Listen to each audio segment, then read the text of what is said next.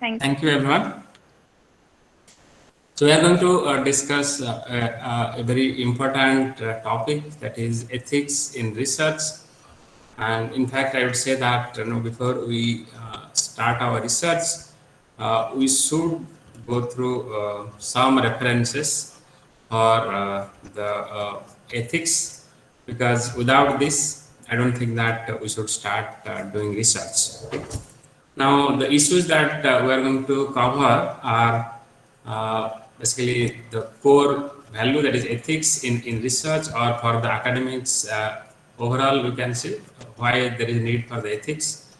And then we'll be covering these specific issues, choosing a topic and methodology, then authorship. How do you give authorship, whether you should gift authorship or how do you give that authorship. Then how do you manage the data, and then misconduct with the data. Okay, it's like misbehaving with data. Okay, so we shall discuss that, and how do you do data analysis, and then writing and other things will be covered by Dr. Aparna tomorrow. So I will be covering these issues. Now, these are the ethical issues. So I think most of you are scientists and mostly agriculture scientists, as I understand from Subhangi. Of course, there are people from other disciplines as well. But okay, be it social scientist or a scientist, we call everyone a scientist. So as a scientist, what are your responsibilities? And if you look at the guidelines of the National Academy of Sciences and National Academy of Engineering and Institute of Medicine, USA, they have prepared a monograph on being a scientist, a guide to responsible conduct of research. It clearly says, or it clearly spells out the responsibilities of a scientist. And it says as follows: the scientific enterprise is built on a foundation of trust. So the word trust needs emphasized. Society trusts that scientific research results are an honest, again the keyword is honest, and accurate, the third keyword, accurate reflection of a researcher's work. Researchers equally trust that their colleagues have gathered data carefully, have used appropriate analytic and statistical techniques, have reported their results accurately, and have treated the work of other researchers with respect. So, so many value-loaded words are here. Okay. So, the first one is the trust.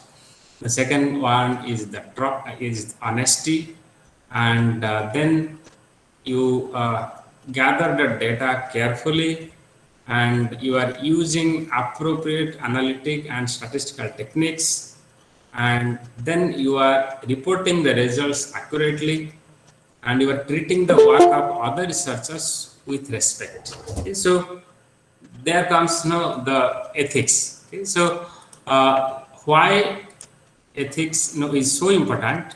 This slide makes it very clear that the scientific enterprise is built on a foundation of trust. See, you will observe when an academician speaks, many people listen to them with so much of love and respect. Okay? Because they believe that somebody has done research and they must be telling the truth. Okay? And so people trust our words when we speak. Okay? As a researcher, the ordinary people believe that if a researcher or if a scientist or if, a professor is speaking, that means he has done enough research and he has in-depth understanding of the subject. That is why they show so much of trust on us. Okay? And also they believe that we are also honest, okay, in representing the scientific results. Okay? And we also accurately reflect our work.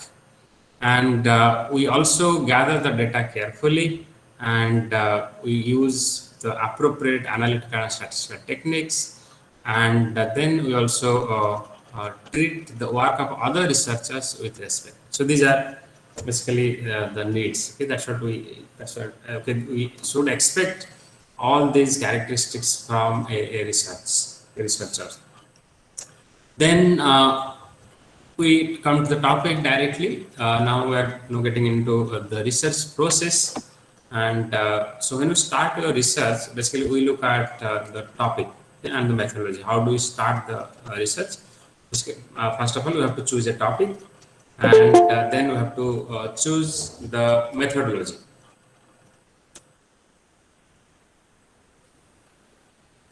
And when you start a topic, it could be, when you start a research, it could be in various forms. It could be your MSc dissertation, it could be your even undergraduate dissertation. Nowadays, undergraduate students also submit a lot of dissertations, or it could be your PhD thesis, it could be a research project, and so on. Okay, so when you choose the topic, the first ethical issue involved here is that you should be committed to do this research. That is the most ethical part, okay? That you should be committed to the research, and you should have the capability to complete this, okay? And that's why it will be not ethical if you start the research and you are not committed and you are not able to complete this. Now, why I'm saying this, you see, actually, when sometimes some students join some colleges or universities, no, they join, okay, for getting a degree, but then later on they don't show any commitment to finish the research, and sometimes they start believing that no, it is the work of my guide, okay, and so the guide will write the thesis and I will get the degree. Some people also go to the extent of buying the dissertation, okay, so those are all unethical practices, okay, and if you are not committed for research, no one is forcing you to come to do research. So if you are coming to do this, you have to show your commitment and you have to complete this. So that's it. That is for researchers. But then the people who are already established researchers and they are trying to take up different research projects, so there also you have to show commitments, okay, and you have to show complete it. Suppose some funding agency is giving you funds, and then you don't complete that project properly, okay, you just do a haphazard report, then you earn a bad reputation, okay, and so next time when you apply for a funding, nobody will give you funds. So ultimately, no, it will be multiplier effect. If you earn a bad reputation, it multiplies. If you earn a good reputation, it multiplies. So you should have the commitment to do research and finish it in time schedule that you have already given. Then comes conflict of interest. When you do a research, you have to be very clear about the conflict of interest. Okay? Suppose you are a beneficiary of that project, and then you try to do a biased research, then that would not be actually good. Say, for example, you must be aware of the conflict in case of corporate fundings. Okay? Sometimes some companies fund some or sponsor some research because they want a specific type of funding, okay? And that's why everything is manipulated accordingly. So that is again not ethical. So we should be very clear of the conflict of interest, and that is actually again that is part of ethics.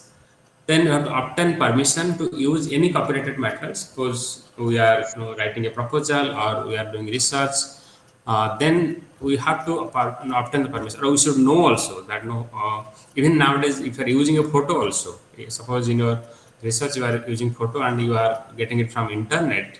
In internet also you find there are many copyrighted materials and there are free materials, open source. So you have, if it is a copyrighted material, then you have to obtain the permission, okay, for anything, for data, for photo. Data in a photo is also type data in the modern language, in computer science knowledge in language. So for all the data, you have to obtain permission if it is a copyrighted material. And then there should be also obligation here. Also, we should talk about the senior researchers. So, for example, you can talk about the guide. You can also talk about the senior researchers, who where there is a collaborative project. So, in that case, also the senior researchers should show some obligation because especially when the project director is the most senior person, you should see that the younger people are properly mentored. Okay, otherwise it will be again unwise. So that's why the person is called the project director or the principal investigator. So that's how he has to guide properly. Similarly, in case of a guide and a PhD student or MSc student, so the guide also needs to guide properly. Okay? But remember, when we say guide, The guide is not there to write your thesis. Guide only, that's why the name is guide or mentor or advisor. They only advise. The student should never expect that guide will write the thesis. Similarly, in case of project director or PI, definitely the PI only should guide and others should contribute equally depending upon the terms of reference at the beginning of your research. Then when you do a research, we should also keep this in mind that we should do a service to the society. Okay, why?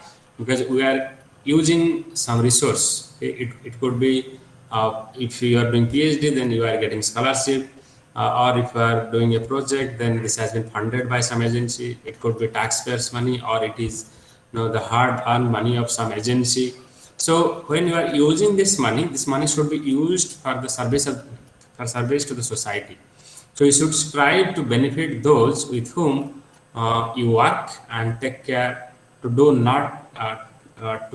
no harm to the people. Okay, so if you are doing research on a specific community or a specific group of the society, you should try to help them, and you should do no harm to those communities. So that should be your motto also when you do the research. Now, again, in the society, there is a lot of inequity present, and that's why, as a social science researcher, even or a scientist, we should be sensitive to these issues. Okay, why that is very important is that if your research is benefiting only one section of the society, then the inequity in the society gets aggravated. So we should, if we become little sensitive to these issues, then our research will have far-reaching implications. Okay, that's why we should have a special mention of the importance of attention to specific factors or individuals or the subgroups, such as different age group. It could be gender, it could be gender identity, race, ethnicity, culture, national origin, religion, sexual orientation, disability, language, and economic status. So we can always divide the society into different groups. Although some people may say that why you are dividing the society, because we are not actually trying to divide the society, rather we are trying to understand the challenges faced by different sections of the society. Okay? And people from different social groups see one problem differently, and similarly one research will have different implications for different social groups. Okay? So that is why it is important to be sensitive to these diversities in our society. Then we can only produce a good research that is sensible and sympathetic also. And then there should be no conflict of the conscience. Okay, this is very important one. Okay, that conflicts of conscience. What is this conflict of conscience? So sometimes you think that sometimes some people say, according to me, this is what should happen. Okay, so that could be your strong conviction, okay, that you believe that things should go this way, but the truth might be completely opposite to your idea. Okay? So in that case, your conviction or your conscience should not be an obstruction to see the truth. Okay? You have to accept the truth. So if you have very strong conviction and you say that no, things should go only the way I think, there comes the conflict of the conscience. Okay? So it is basically defined by Macrina that a conflict of conscience occurs when the conviction of an individual are allowed to override scientific merit and I remember when I was doing my PhD, my guide used to tell me that we should be passionate in the research, but while writing the things, we should be dispassionate. Okay, so these are contradicting very much. Okay? That we have a lot of passion in doing research, but while writing, our conscience should not be imposed on the scientific merit that you are getting. So when you write, you have to look at the finding, and your conscience should not be an obstruction to that. Okay? That's a conflict of conscience should not actually happen. Then comes doing good.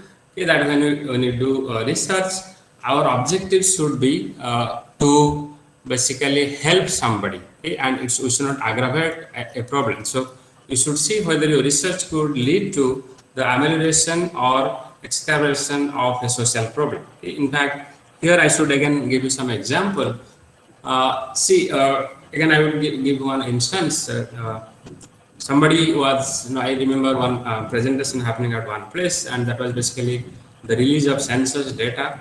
And now, when you present the census data, it can sometimes be quite sensitive. Okay? If you want to suppose use the data for creating a riot in the country, that also you can do. Okay, so when you are using the data, okay, you have to be very careful. Where either you want to create a problem or you want to address a problem. Okay, so accordingly you can write your findings. Okay? That's why as a researcher, okay, since people trust our numbers, and when you speak or write something, people believe in us, we have to be very careful. Okay, we should not write something that divides the society, okay, and that is aggravating a problem. So that's why our intention should be to do good, okay, not to create any social problem. Then comes the most important part, authorship. So ideally, some people will think that no, authorship should come at the end. No, in fact, when we start, say, planning for writing a paper or even a project, authorship should be made very clear from the beginning. Okay? That's how you can divide the responsibility, that who do what. Okay? Accordingly, you get the authorship. So, say the first author, who will be the first author, who will be corresponding author, who will be second author, third author, or if you are having a team of say 10 or 100 or so on, because in scientific research sometimes there are many people involved in the research. So in that case, you have to be you have to make it very clear from on the beginning. Okay? So who has what responsibility and who should get credit for the research, who deserves authorship, and in what order should the other authors be listed. Okay, so when you start writing paper, make it very clear. Okay, so you sit together for 5 people. Okay, you want to write a paper together. Then you decide who will be the first author, who will be the corresponding author, who will do what work. Accordingly, your authorship will be decided. So answering these questions is a task that should not be actually left for the late in the research process, and because it expresses judgment of people's contribution to research. Because when somebody reads your paper, they know that okay, so this is the first person, he or she might have contributed maximum, and similarly, it may influence your relationship. Okay? Because if suppose at the beginning, if you do not make it very clear that who is going to the first author, then there will be fighting at the end. Okay? So it may affect your relationship. Similarly, for the funding agency also, okay, it may be a problem, and then consequence for the people's career. Okay? So because first author has the more important nowadays UGC, what do you call API score. So first author gets different marks. Similarly, corresponding author gets a different mark, and other authors get different mark. So it should be very clear from the beginning. Now, who deserves authorship? Okay? And that's how people have coined different concepts called ghost authorship, gift authorship, honorary authorship, or guest authorship. Okay? See, there have different kind of concepts that have emerged. Because people are not ethical sometimes. Okay? So let us discuss actually these concepts. Coming to the ghost authorship. Okay, first of all, who deserves authorship? Okay, if somebody has only contributed, then should get authorship. If somebody has not contributed in any manner, don't give authorship to anybody. Okay, because research is not charity. Okay, and if you are doing research, if you are passionate about research, then only you contribute and then put your name there. Okay. Now here some other conflict arises. Sometimes you will see that the project head or the project director or project principal investigator gets the money, but he ensures things are done by other people. Because the person has been hired actually for doing all the things. So in that case, whether the person who got the money but did not write anything or did not do any analysis, whether that person should get authorship or not, yes, this author should get, because the person has got the money and the idea was actually of him. So he only conceptualized the things, and that's why he has got the money. So he's the project director, and later on he has decentralized the works. So there he will get authorship, but then whether he will be the first author or last author, that depends. on writing. So mostly actually you will see, that if the project director who has not contributed directly in the writing of that particular paper, then he may get authorship probably at the end. Okay? But if he has done enough work, say in bringing funding and also in writing paper, or at least he has given the idea and followed things completely, then he would also get first authorship. So it all depends on the contribution that you are making to the paper, not that you just get no authorship for free. Similarly, honorary no authorship. What is this honorary authorship? Sometimes, many young research scholars believe that if you put the name of a big person who is famous, your chances of publishing the paper basically increases. Okay? So some people do that also. That is again inappropriate, okay? Because the person whose name you are putting has not contributed at all anything. Okay? So how can you give authorship to that person just for getting a publication in his name?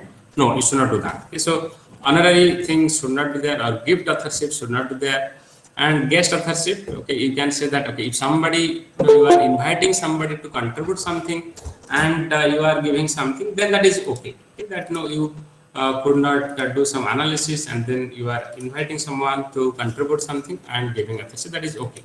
But then, so gifting or honorary or ghost authorship is not actually appropriate. Okay, so when we try to publish papers, we should be very careful of giving authorship.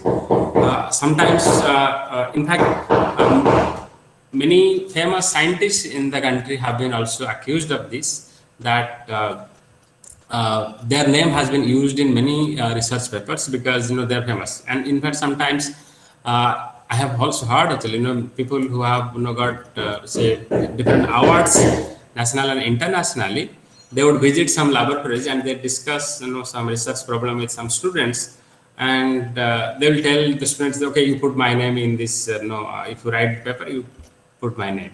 So ideally that should not happen, because you have just come and interacted with the people, you have not even given the idea. So then how do you expect an authorship? But then sometimes the young people believe that, okay, by putting the name of this famous person, we may be able to publish the paper, and so people put it, and then the other person without contributing anything also gets a name. Ideally that should not happen. Okay? That's why while giving authorship, please make sure that you don't put anybody's name if the person has not contributed. Okay? And gift or guest authorship or say honorary authorship should not be given to anybody, be whoever. Then comes data management, comes to data collection. When it comes to data collection, again, a lot of ethical issues are involved, particularly if you are doing research in the field of medical science. If you are a social scientist, you are surveying individuals and taking opinion from them, and you are trying to make some policy analysis or some exploratory analysis also you are doing. You have to be very clear of the ethical issues. Okay? And that's why nowadays many institutions, I think all institutions are required to have one internal board of review. Okay? Before you start doing research, your questionnaire should be sent to the internal committee of approval of the ethical issues, and then the committee goes through the questionnaire, and then you have to tell them that how you are going to collect the data and all that. So there are a lot of ethical issues are involved. So you should be clear that what is the purpose of your research, okay? And why this is important, because when you design the questionnaire, similarly when you are planning to do a survey, you should be very clear. Otherwise, if you just go to field and collect the data and you do not know actually why you are collecting the data, then many data will not be useful for you also. Similarly, when you ask questions also to people, you have to be very much sensitive. I'll discuss all those issues. Then what methodologies were chosen for the research and why? Then what are the methods and strength and weaknesses in relation to the inferences you want to draw? How will these methods be implemented? What forms will the data take? What instruments will be used to collect the data? how will data be analyzed, where unexpected events encountered while the data are being collected. All those issues are very important when it comes to data management. Okay. Data collection and data management. Okay, so coming to the data collection, let me share some of my own experiences actually while collecting the data. While going to do the survey, okay, I told you that first of all you have to make very clear of all these issues that I have outlined here before we design the questionnaire or before we go to do a survey. Because if you are not clear about your hypothesis, objective, and methodology, then you cannot do a research. You cannot start your survey. So you should be very clear from the beginning. And then when you go to field, you have to be sensitive to many issues. You have to be sensitive to the cultural issues, to the gender issues, to the religious issues, to the local surrounding, and so on. Language, everything. Okay? Then only you can get the best data from the people who you are surveying. And let's say many times people question the quantitative approach to the survey, and sometimes the people, particularly from anthropology, they always argue that their method is probably the best method of collecting data. Why? Because that anthropology people would go to a place, they will live there for many months, even sometimes years. They win the trust of the people, and they try to understand the cultural issues, the religious and social issues, and then after understanding all these things only, they try to gather information. Okay, but if you just go as an outsider and start collecting the data, you may not get appropriate data. The response should be just actually false. Okay? People would just give some responses which are not actually true. Okay? So when you start the survey, it is important to do a pilot survey. Okay? So that you try to understand the condition there, and those things also can be included in your questionnaire. Okay? Getting feedback from the field and revising the questionnaire. And again, when you do the main survey, you should have the prior information that what all sensitivities you have to follow. If you do not respect the culture, if you do not know how to talk to them, if you do not know their language, then also you face problems. So suppose you are going to a rural area where people would not understand English, and then, or even sometimes the mainstream language they will not understand. They would have a different language altogether. So in that case, it is advisable to do the survey in their own language. So better you hire a person, okay, and do the survey. So similarly, when you ask the people questions, they would be again be quite anxious that why are you doing all this research. Many people sometimes give false promises also that our research will lead to this and that, and then you are basically doing you are not doing actually ethics. This is not justice actually you are doing to them. So you have to tell the truth, okay? And that your research may not directly lead to any benefit. Okay? They may not benefit at all actually. They ask, sometimes people may ask also that if I answer you these questions, what benefit I am going to get. Okay? So there you have to make it very clear, okay, that directly you may not benefit anything. I am doing it for my own research or for a particular project. We are trying to understand all these things. So you can tell them very clearly. So in that case, by knowing the truth, some people may still cooperate. Okay? And you can also impose certain biases on them. Okay? So you should also go in an open mind. If you, like I have already told you that the conflict of the conscience should not be actually coming here, because when you ask questions, you have to listen to them very carefully. Similarly, you have to ask some questions and counter questions so that you get the appropriate answer. Because sometimes people also may lie certain things. Now you have to gather the accurate information. So there you have to also, let's say, you have to ask questions and counter questions and get the truth. Okay? But you have to always respect them. Okay? Now, if you don't respect the respondent, then they would simply not care you. That's why even your dressing sense is sometimes important. When you go to field, what kind of dresses you wear, what kind of language you speak, okay? All those things really matter. There should not be any power relation reflected in your survey that may significantly impact your data collection. So these are again some of the ethical issues. Similarly, even taking photos. Okay? When you take photos of a person, we should ask their approval. Okay? without their consent, we should not take a photo. Similarly, when you put the photo in public domain, you have to also ask permission. Okay? In India, we are probably very weak in that. I think we all need to work or be sensitive in that direction.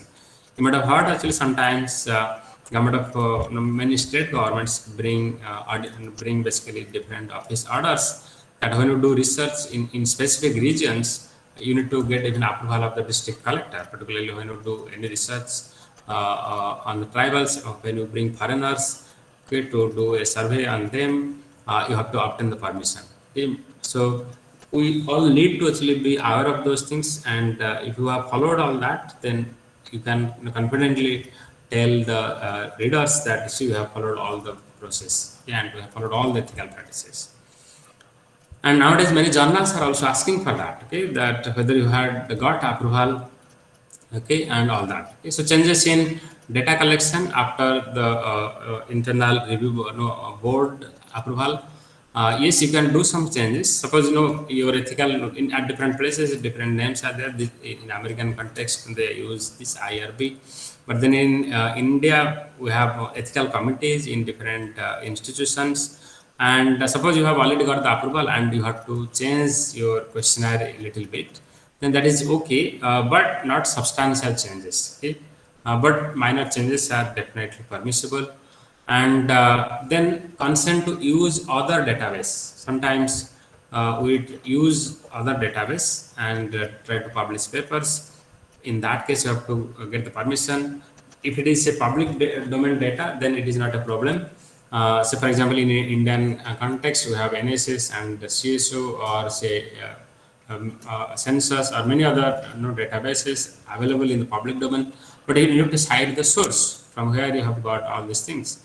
But if you are using any private data source, somebody had already done some survey and you are using that, please get the consent from other person, and also you have to acknowledge that properly.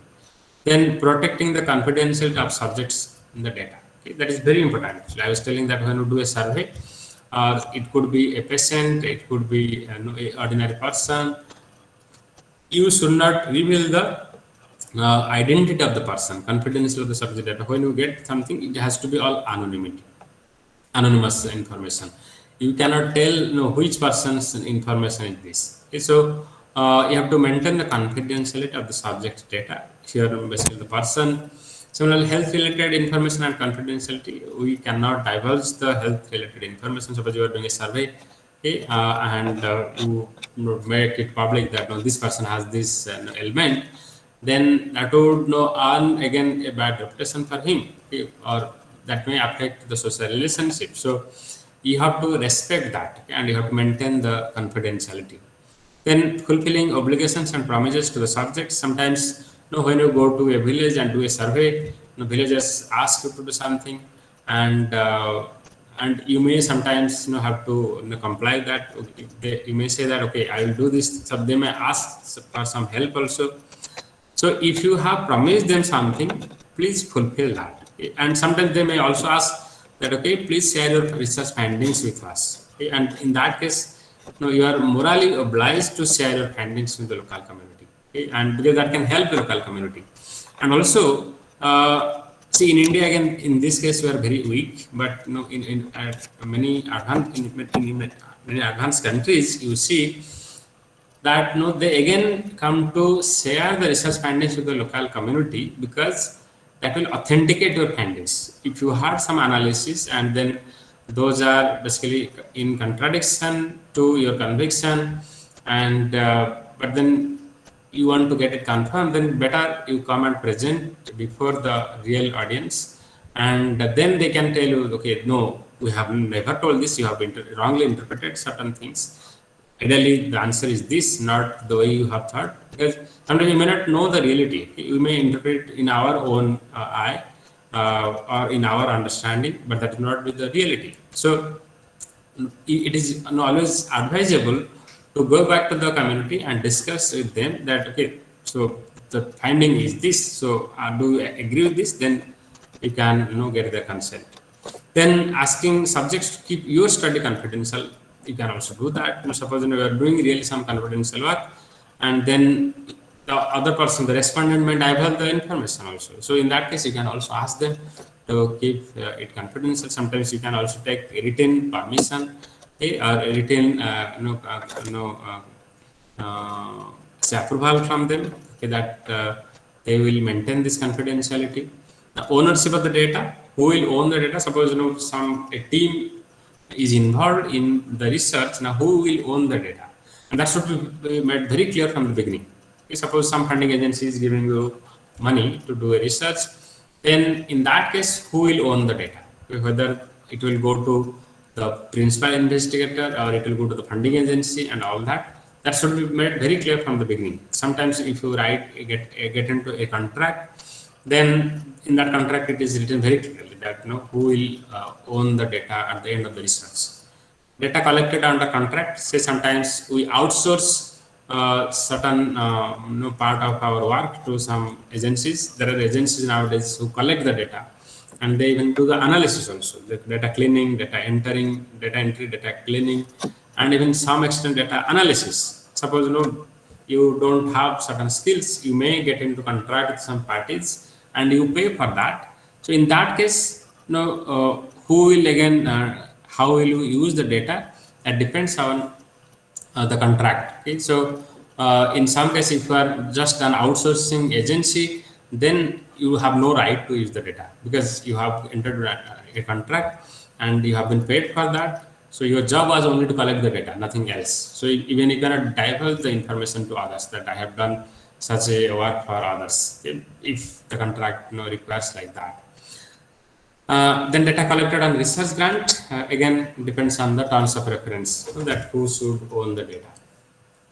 Then misconduct with the data. Many times this happens, okay? The misconduct with the data, because I think this is simply because of the ignorance, okay? Or it could be sometimes that we don't have enough ethical knowledge. Let's say we do that, and that is simply not acceptable. Okay? Misconduct with the data is a very bad thing.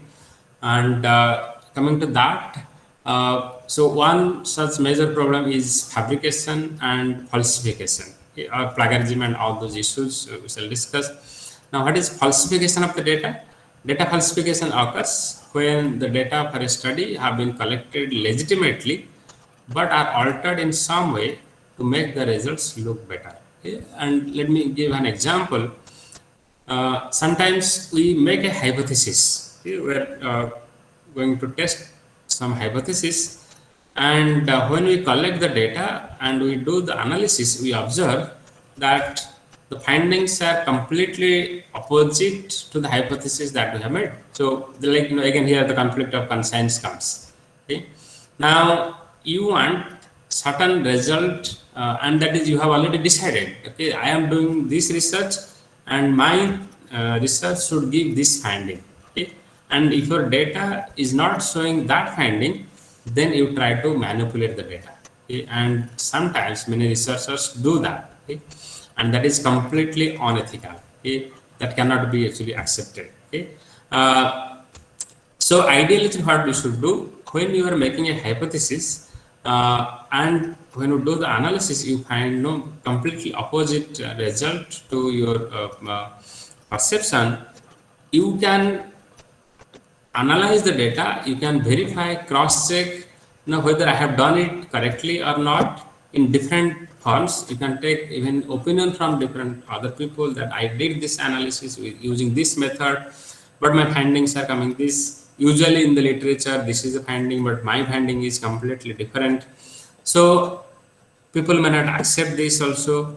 So in that case, you should have enough confidence on your own findings. Okay? You should not simply go by the literature. Okay? So that is why you should not go for any fabrication of the data. Okay? Just report the findings that are coming from your analysis. In fact, I would give again one example from my own PhD thesis work.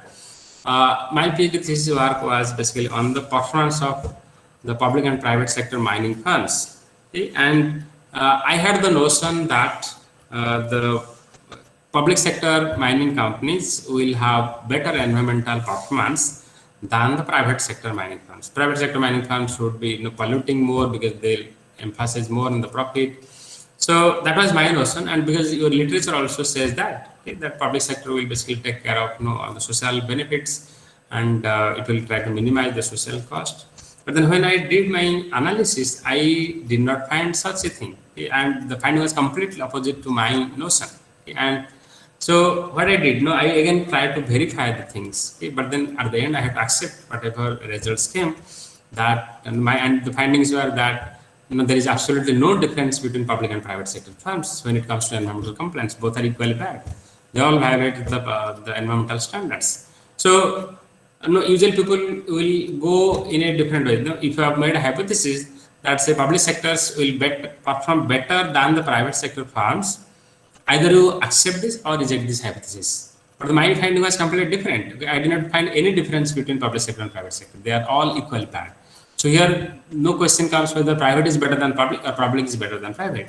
So the finding was completely different. Okay, so in that case, you should have sufficient confidence, enough confidence within you to tell the readers, the public, that okay, I have done proper research and my finding is this. You have to believe this. Okay? That's how you have to write in the convincing manner that this is how I have done and this is the finding, and you have to accept this, and you have to also explain this. Okay? That if your finding is different, in fact, many people will be interested to read your paper because your finding is different, and you have to also logically give a conclusion to that why your finding has come like that.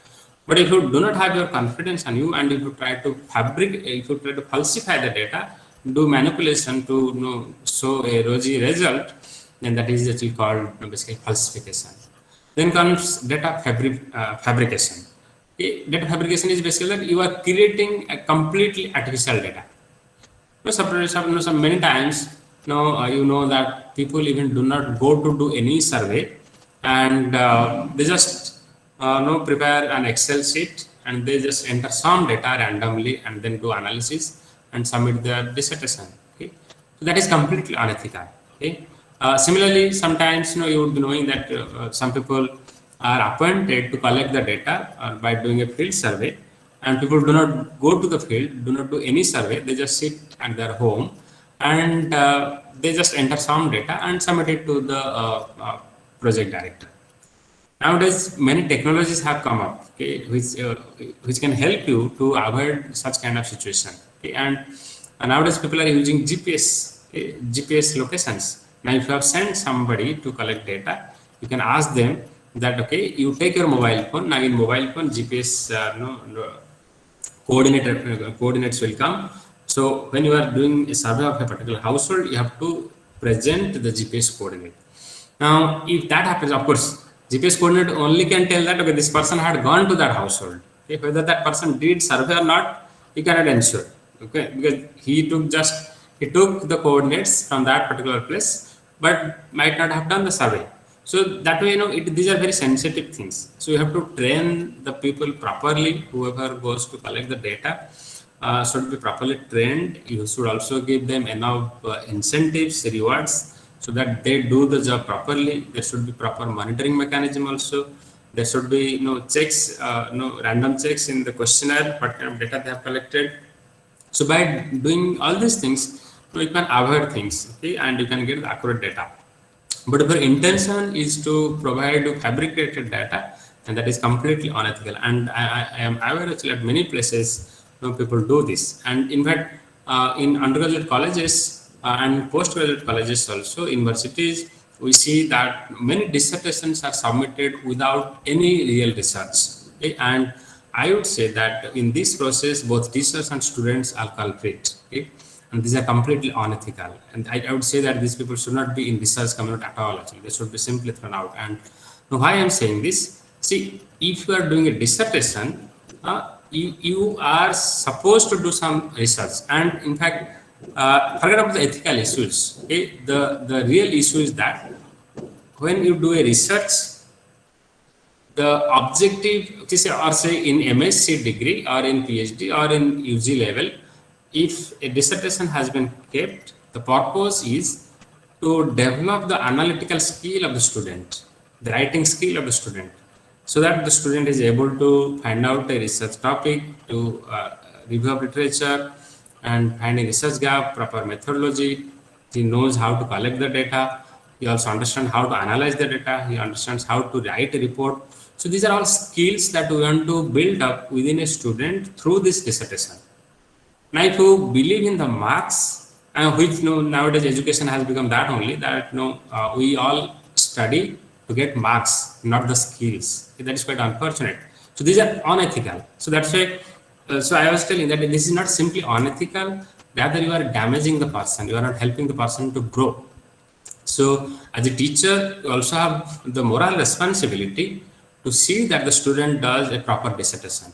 Okay, the student, in fact, many teachers are sometimes involved in this. The teacher gives an old dissertation and asks the student that if you just change your name and put your name and roll numbers and update some information and submit it for getting grades.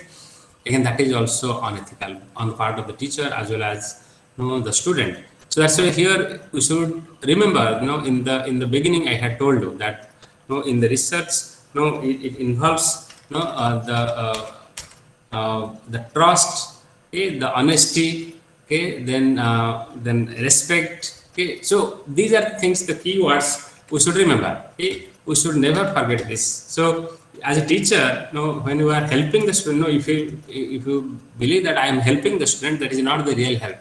Rather, you are damaging the student, okay, by not adding value to that, and that is happening in many colleges. Okay, the number probably would be even uncountable. Okay, so that's why this is a very serious issue. Actually, we all, I think, many teachers are present also in this group. So I would request actually everyone to not be involved in such things. Okay, rather help the student to grow. Okay, and please tell them that okay, this is how we can add value. Okay, in fact, many times I give this example in Odisha that sometimes we hear that a student from say St. Stephen's College, Delhi University, after doing BA in economics, got a job in some company and the package is say 25 lakh per annum. But why that doesn't happen to an ordinary college anywhere in the country? And that is because the student from St. Stephen's College is not only brilliant, he has been given a lot of skills, okay, which can be directly used in a company. That's why the company is hiring that person. So if we can give those skills in all the colleges around the country, then definitely actually the students in the entire country would get actually such jobs. So we should not focus on the marks. We should rather focus on the skill enhancement. Then only it will be ethical on our part as well as on the part of the students. And then comes the data analysis. When we take up some research, we should also know the competency. Okay? And for the PhD students and MSc students, I would say that you should not worry about your dissertation. In fact, many honest PhD teachers and guides will tell us this, that your finding is immaterial. What was your finding from your thesis is unimportant. What is important is the skills that you are inheriting while writing your thesis. If you have not inherited those skills, then you are not doing justice. That means you are not actually suitable to get the degree. Okay? So that is the main objective. The degree, when you try to do a MSc dissertation or PhD thesis, the objective was to create the skills within you. Okay? So whether you have learned how to do data analysis, whether you have learned how to write a thesis, okay, then only you should get the degree. Finding is immaterial. Okay? So we should create our competencies, okay? And that's how we are getting scholarship. Many of us get scholarship, and that's why we are getting the degree. So if you get obsessed for the degree and do not worry about the skills, then that is unethical. Now, again, data analysis could be different types: descriptive, exploratory, confirmatory data analysis. And I think all of you would be knowing this. Descriptive analysis basically summarizes the data. Okay, that it gives you the characteristics of the sample of the people, and then exploratory data gives you basically, it tries to consider whether assumptions about the distribution of the data are appropriate, and then you try to identify the outliers, and you suggest any specific relationship to test any other feature. That means you have a hypothesis and we are trying to see any cause and effect relationship, and again it helps you to decide what hypothesis can be pursued with your data using what tests. And in case of confirmatory analysis, the hypothesis is precisely stated before the analysis begins. Okay? And basically, cause and effect relationship we take, and this is basically coming from the hypothesis that we had made at the beginning, and then we try to check those relationship, and then only we confirm that okay, this variable is affected by the other variable, all the dependent variable and independent variables. Okay, so it should not be, these findings should not be influenced in any way by the findings of the data you are about to use to test this. Whatever method you use, you should get the same finding. Okay, so that is basically your confirmatory analysis. So when you do this analysis, you should have the competencies, and again, see in this process, sometimes again those data falsification and fabrication can also come in. Sometimes when you do this analysis, if these are not actually suiting to your hypothesis, you're trying to manipulate, that is also not appropriate. But remember, our statistical methods allow us to do some transformations. You must be aware actually that when you use some econometric analysis, your findings could be very different if those data are not fulfilling your assumptions, okay? And if such as the normal distribution, and then the multicollinearity and all those issues. So you have to check for all those things. Okay? That if your data is not confirming to those assumptions, you can transform, such as if your data is positively skewed, go for logarithmic transformation. If your data is negatively skewed, go for power transformation. So those are permissible because your statistics actually says that you can do always such kind of transformations. So those are not data manipulation. Sometimes even I've heard many researchers say that okay, we are doing data manipulation. No, data manipulation is not that. Okay, this is called actually that transformation, data transformation we are doing so that the data can be analyzed in the proper manner. Okay. But if you say data manipulation, that means you are doing it with a bad intention, okay? And that is not permissible. Okay? Similarly, interpretation of the finding is very important. When you analyze the data, you should interpret properly. For that, of course, you need actually the understanding. You need to have clear understanding of the literature, the social context. Then only you can interpret the data very clearly. So you have to have thorough knowledge of the subject. Then only you can interpret. Otherwise, you will just give what the statistics gives. You cannot go beyond the numbers. Okay? So, but when you do a research, you many times you have to read between the lines, okay? And try to make some policy inferences. But then you shouldn't make also extra conclusions, okay, which are not appropriate. Whatever your data is saying, you only speak about that. You cannot tell anything beyond that. Okay? So these are a few the issues that come in the data analysis. Yeah, I think I will stop here, and because the writing and printing publication things will be discussed by my colleague tomorrow. So these are the materials actually some of you can study. In fact, UGC University Grants Commission has prepared a very good document, good academic research practices, and that is available in the ICCR website. And similarly, CSIR has also prepared a document, guidelines for ethics in research, in governance, and for my today's largely relied upon the book written by Harris Cooper, published in 2016. This is basically published by the American Psychological Association. This is a very good book, in fact. Not all these three references are very good references.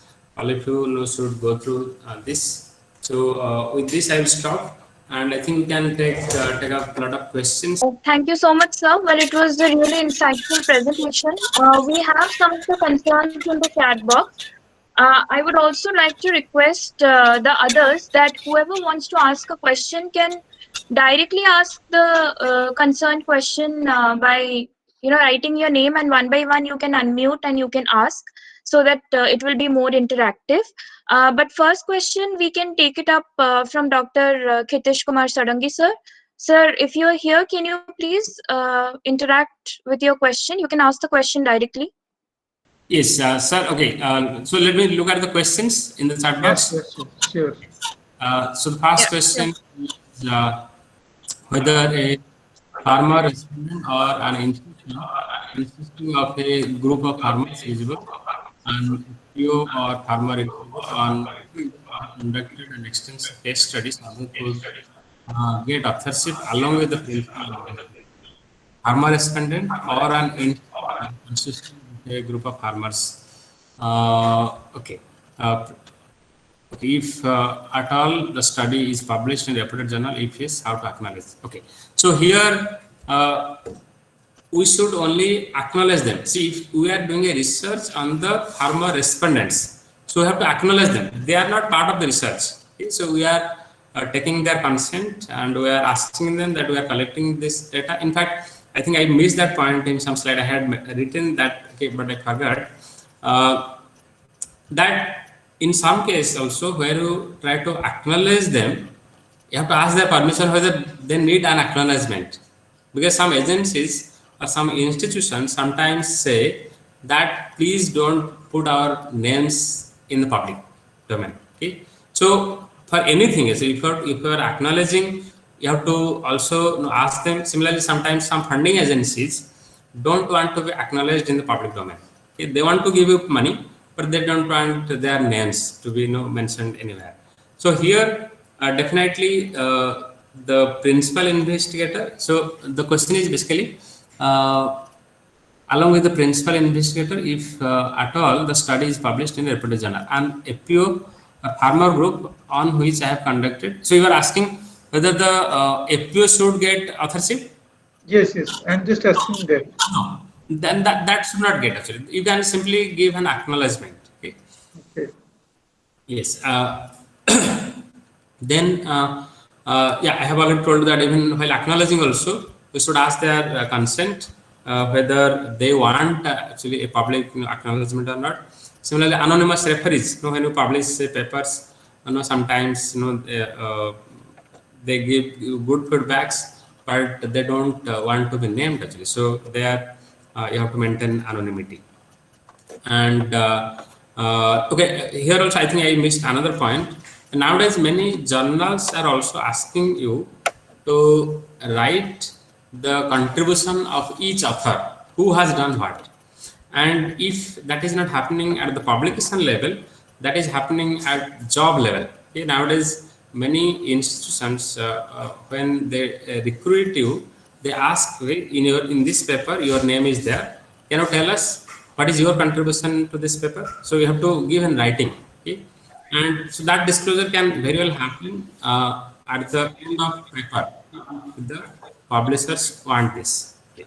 Then, okay, and the other comment is that I think apart from the scientific misconduct from fraternity, it is also the moral responsibility of the respondents to share the authentic data to researchers for a fruitful research program and the ultimate welfare of the society.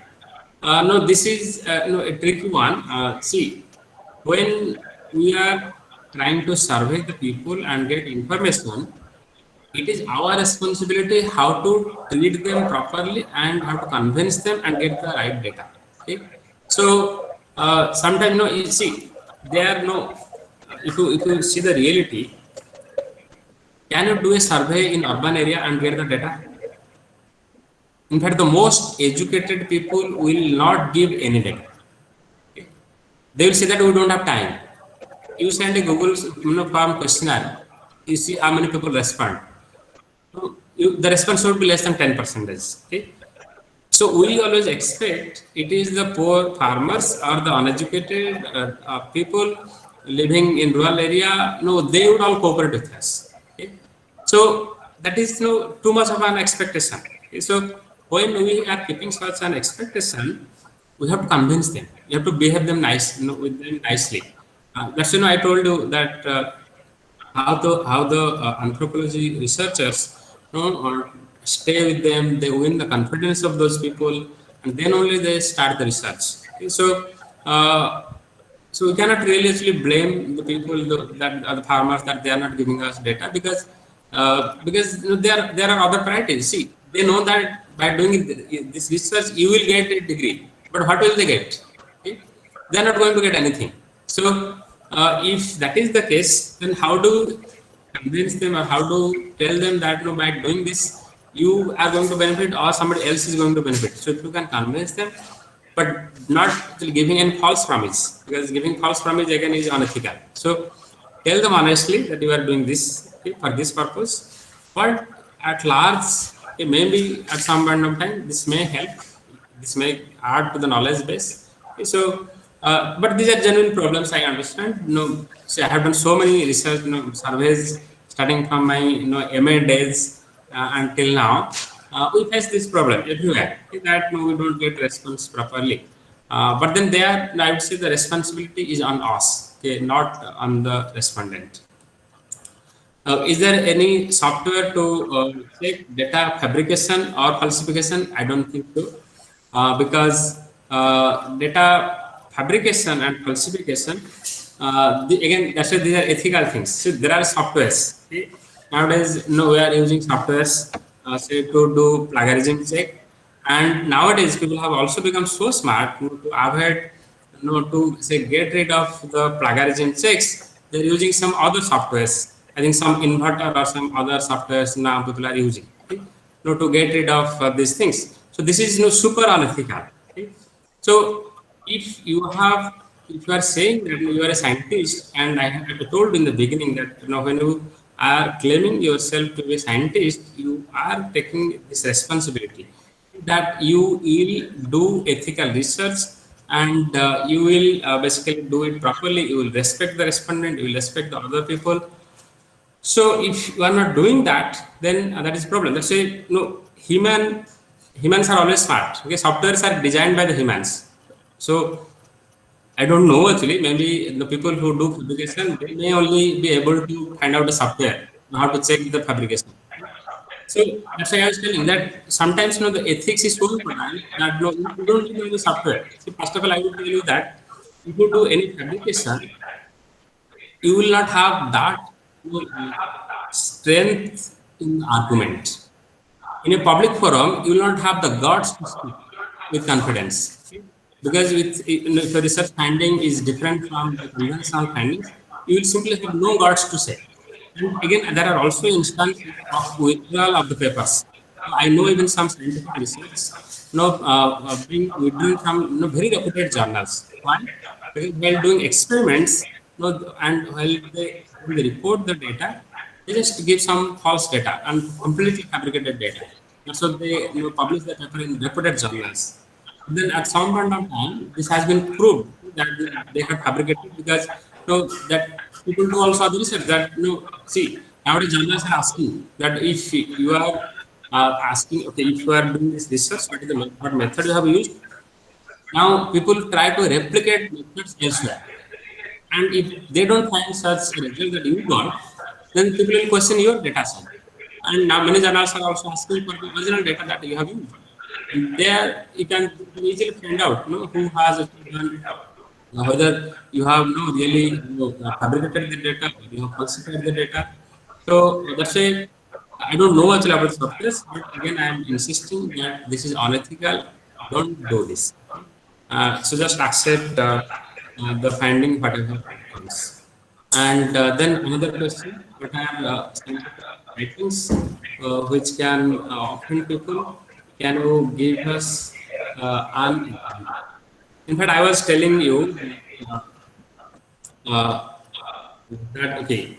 Even I was telling the census. See, if you look at the census data, then you see that the population of a particular social group has increased significantly compared to many other groups.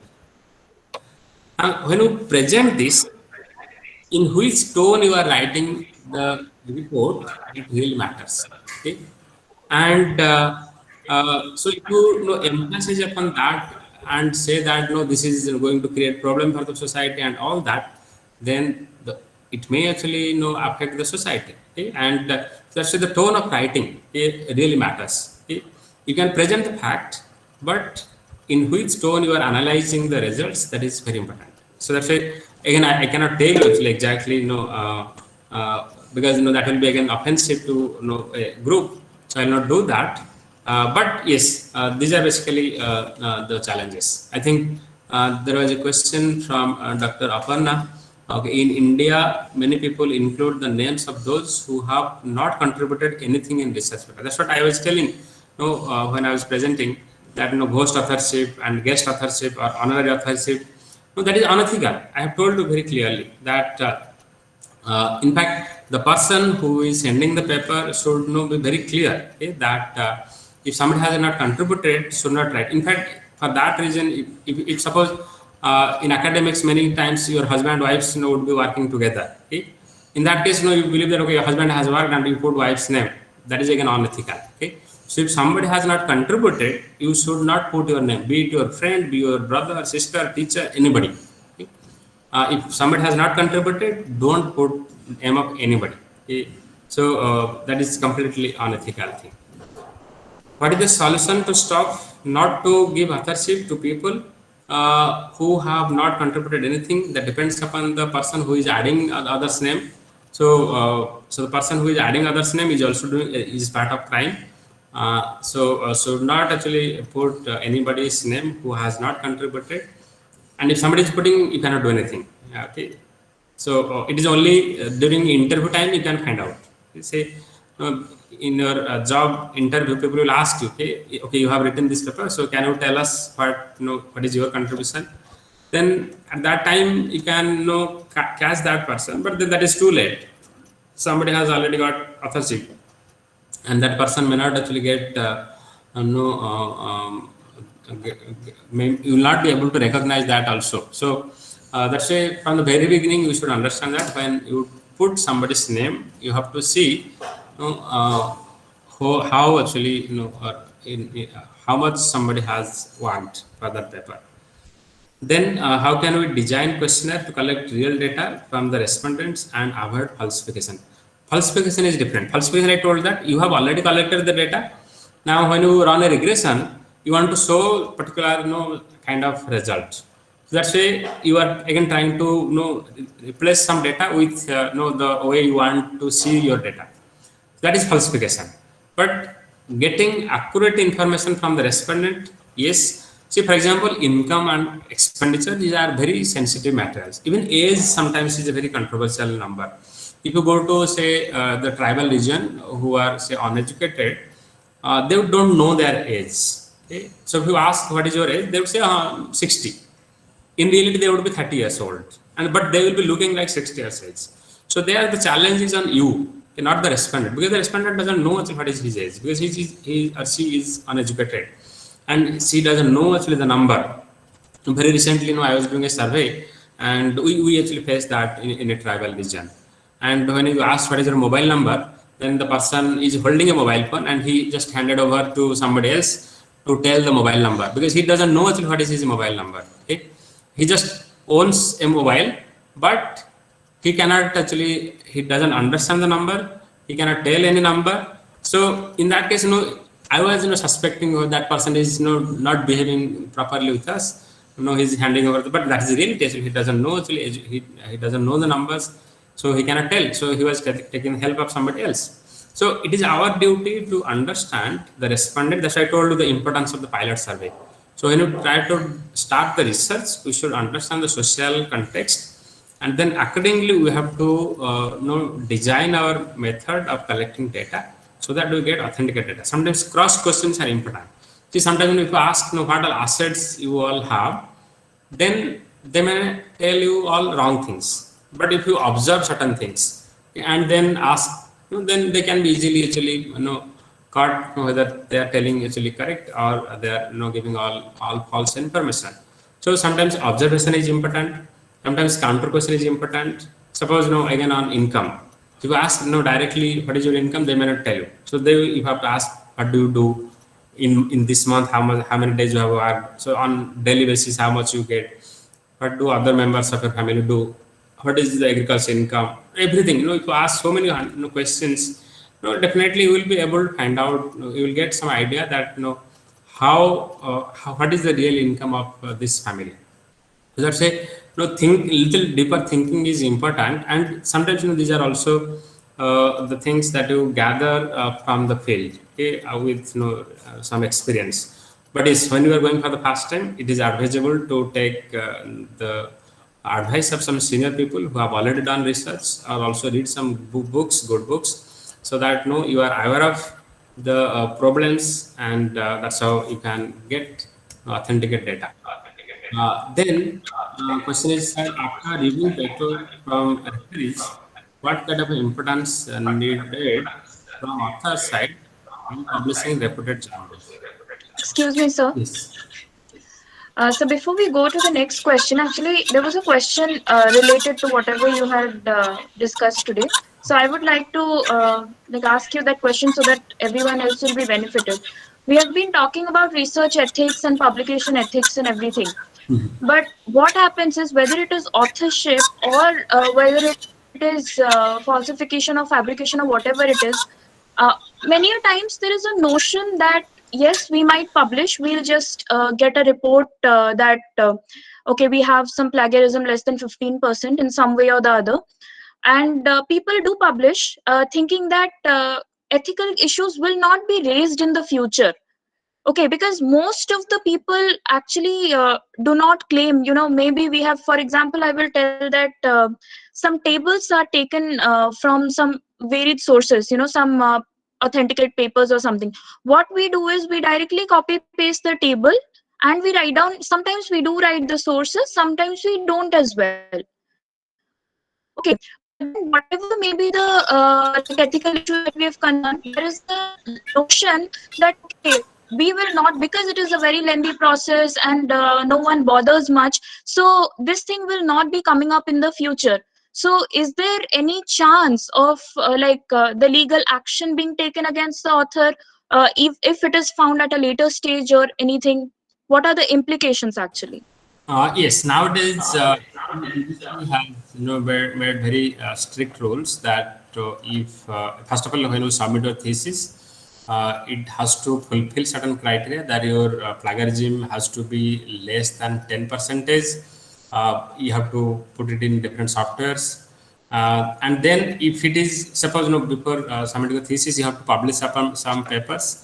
If it is your own paper, then you can always tell that yes, this is my own paper, that's how this is showing. So you have to give those reports also, that I have tested, and then my contribution is this. So you are not doing any plagiarism. Suppose you somehow could manage and escaped all these things and submitted thesis, then UGC says that at a later point your degree can also be withdrawn from you. Okay, and if you also do copyright violations, somebody can also go to court, okay, and lodge a case against you.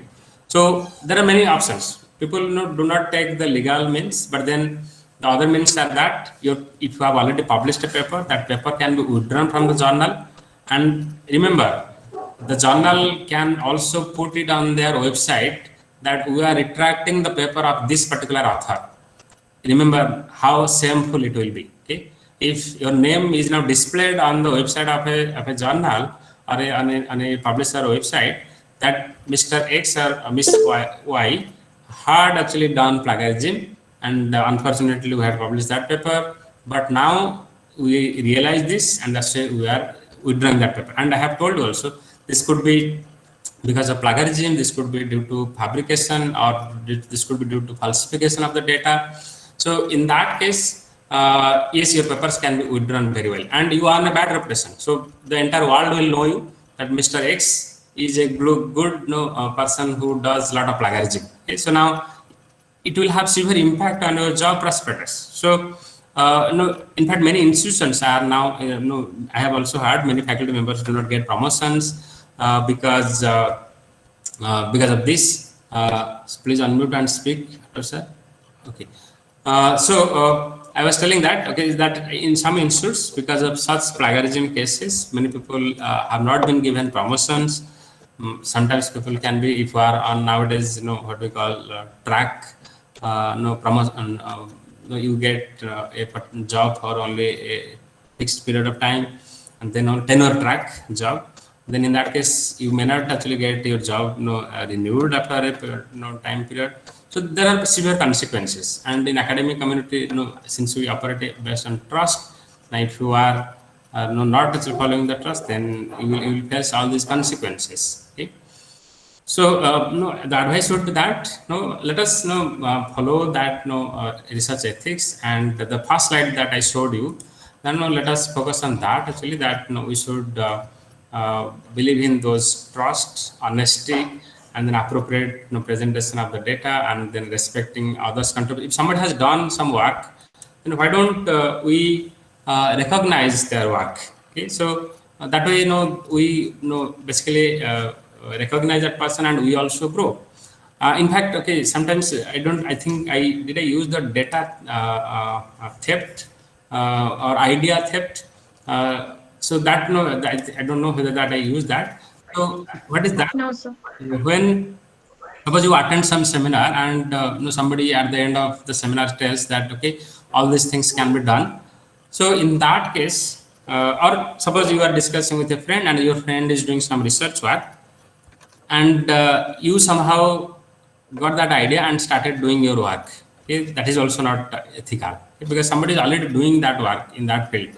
If you are doing something new, that is different thing. But if you are doing the same thing because somebody is doing, and he or she trusted you and shared the idea with you, shared the data with you, and now you are using it for your own advantage, that is also unethical. We should not do that. Okay? So no, we have to be really honest in doing research, and then only we earn a good reputation. And academic world is very small nowadays because of internet. Everything can be caught very easily. If not today, tomorrow you can be easily caught, and people will know you that okay, you are not a creative thinker, you are not an original thinker. So no, you will not get any research projects. People will not give you job offers. You will not get any invitation anywhere. So don't you think that is bad? So that is why being honest in research field will pay you a lot of dividends. And yeah. And okay, there is another question. If you don't have the complete knowledge regarding a certain aspect of research, how much outsourcing of material, whether it to be knowledge or other, is allowed? Okay. First of all, there are two things. Suppose you don't have competency, then you can collaborate with some people. Okay, nobody stops you that. So if you collaborate, you basically get the skill of others, and that's how you see that in a paper there are 5 or 6 authors, because they have all collaborated and contributed, and that's how they have published a paper. That is the first preference. Second, you can hire also. Sometimes you don't want co-authorship, you want to hire. So suppose nowadays we are using GIS maps. Now for that there are specific firms actually where you can buy those services. So you tell them that I want to buy your service and I will not give you authorship. You have to make it very clear. But remember, when you are hiring research assistant, these are little sensitive issues. Even if you are hiring somebody in academic world, it is believed that a research assistant, if he is contributing, should also get authorship. Okay, it's not the money only that is that you are going to give to the research assistant. Rather, you should also give authorship. So you have to make your terms and conditions very clear to the research assistant. Okay? So nobody has complete knowledge, and co-authors are for that reason only. Okay? You collaborate. Somebody is good at writing. Somebody is good at analyzing the data. Somebody is good at conceptualizing the problems. So if you bring everyone together, then only you get the best of it. Okay? So yeah, that will be the answer. And then okay, so I think Dhananjay. Yes, sir. Yes. Good evening, sir. It's a very nice presentation. So we have learned a lot of many things. So I want to asking two to three questions. First of all, you are talking about some transformation whenever data positively skewed or negatively skewed. Can you please repeat again these things? I just forgot these things.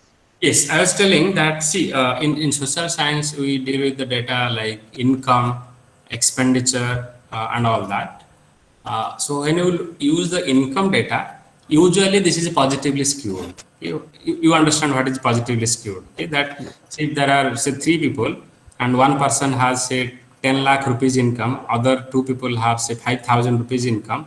If you take the average is biased towards the highest number. Okay, so it is basically pulling up. So this is not representing the real distribution of the data set. So here, if you do a simple regression analysis using the original data, you will not get the right regression coefficient because it doesn't fulfill your assumption of normal distribution. But if you do a logarithmic transformation, wherever the data is positively skewed, if you do a logarithm transformation, then it becomes a normal distribution. You can check that by putting in the plot. That's why I would suggest all of you that when you deal with any data, don't do direct any regression analysis or any statistical analysis. Put that data in Excel sheet. First, you observe the numbers as such. Then you put it in graphs. It could be histogram, it could be line gram, it could be scatter plot, it could be box plot. So all these things, from all these diagrams, you can get an idea how is the data distributed. Now, from that, if you want to make some inferential statistics, then you put scatter diagram. Okay? So that you check the association.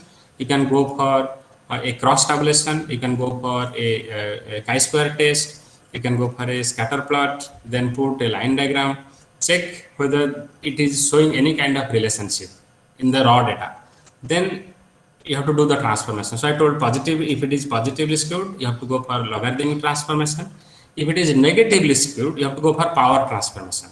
Okay, so multiply basically the powers to some data, and then you get the normally distributed data. So that's what I wanted to say. So for any kind of data, without understanding the data, don't do any regression analysis or any inferential statistics. You will get a wrong conclusion. Okay, so that's it is very much important and lot of time in understanding the data. Yes, sir. One thing I want to say, sir, suppose whenever do the regression or whatever analysis, first of all, we have to do the it is normally distributed or not. Yes. Whenever data are distributed, then we can do the regression analysis. But Yes. now you are talking about whenever data is positively skewed, then we have to normalize using the logarithm transformation method, and Yes. then we do regression, right? Yes. Okay, thank you, sir. That is permissible because you are doing a transformation. You are not doing manipulation. This is not manipulation. Yes. So these types of transformation we can do in SCADA software or Yeah, R in software. you can do. You have to only understand that what kind of transformation I need to make.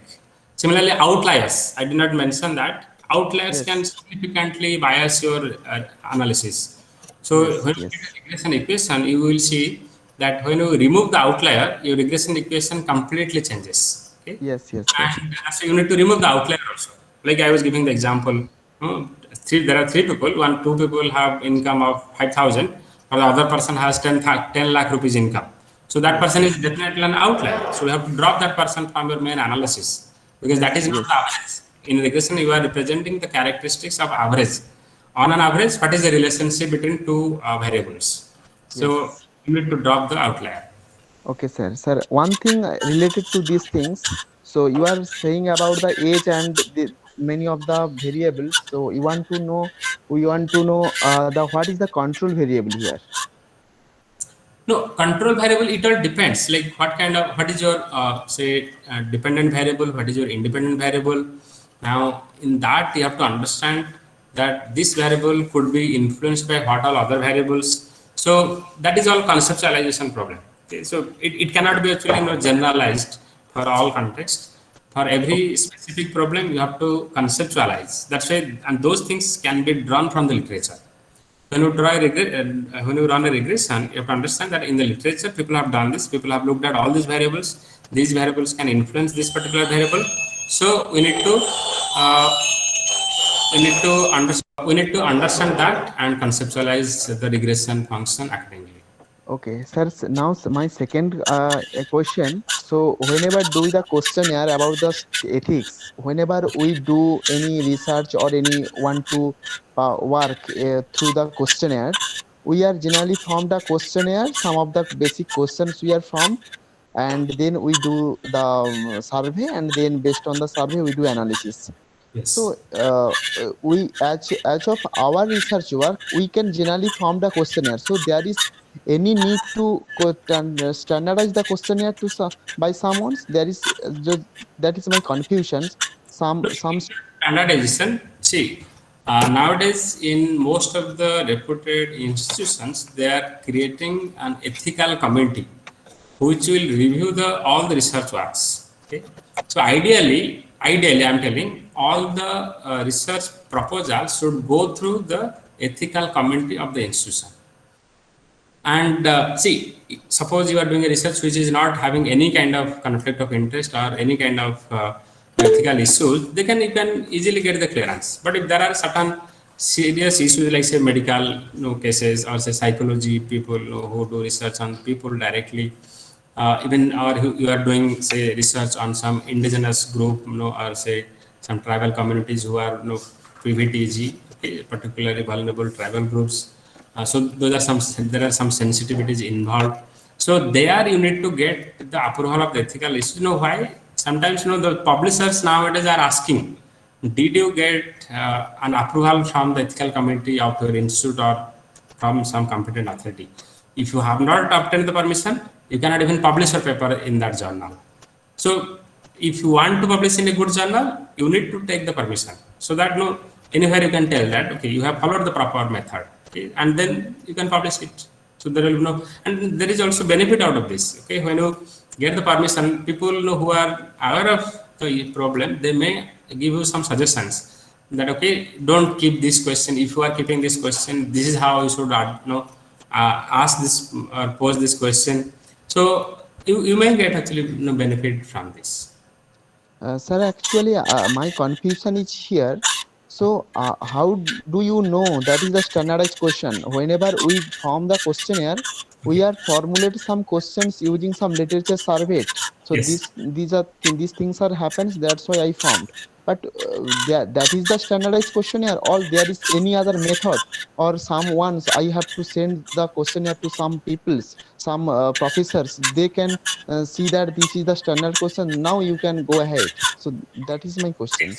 the standard question, if you are telling, for that, yes, it is only you who is the best judge. Now, for that, yes, you have to draw insights from the literature, and you have to also frame the model in your mind that what all regression or what all analysis you are going to do, whether those variables are included in your questionnaire or not. If you have included, yes, then you can go ahead. So that will be your standard. Okay, so I think it will be the researcher who himself or herself can decide whether this is the standard question or not. Okay, so my last question, sir. So there is any particular norms or regulations? So whenever we do analysis, some professors also saying that. So what is your observations? So there is any particular rules regulation? The observation should be 300 or 400 for this particular analysis, or something. So you are talking about the sample size. Now, okay, for sample size, nowadays, everything is available on internet also. So if you have a known population, what would be the sample size based on your confidence interval and margin of error? So you can easily actually use those softwares and get the sample size. And there are many books available. Okay, so you don't have to go by anybody's word. Just use any scientific method, and these are very easily available nowadays. Internet, there are online calculators to calculate the sample size. If your population is this size, if you have an unknown population, what should be the sample size? So all those things are there. But then yes, it's not that only you go by the softwares. You have to also use your own judgments. For example, how will you do the stratification? That software cannot tell you. Software can only tell you what will be the n, what will be the sample size, but it cannot tell you what will be the stratification. For stratification, you need to understand the diversity of the population. And for diversity, you need to visit that area or read literature, gather information indirectly. Then only you can do the proper stratification.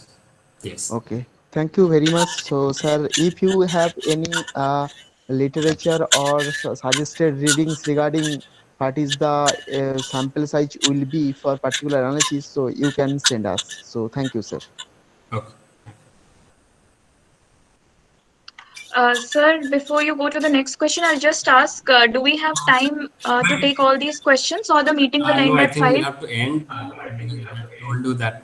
Okay. Uh, So what I think what we can do is we have questions from Revati, Vaishnavi, and Vaibhav, and of course Carolyn.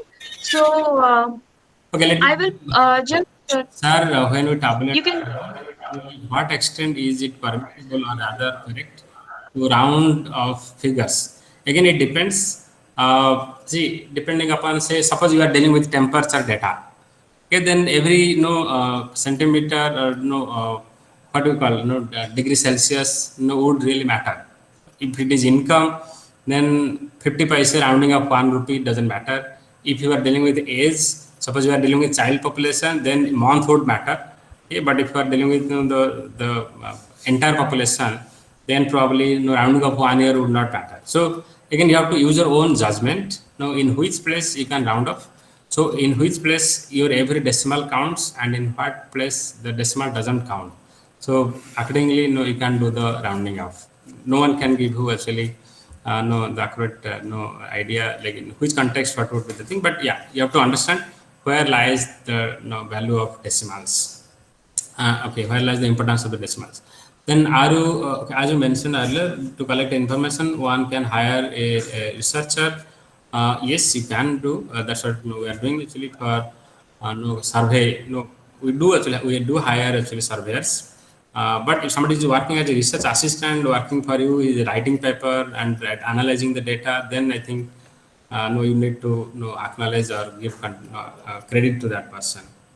And then research assistant, but paying them and not including them in the authorship is wrong. Yes, I also say that.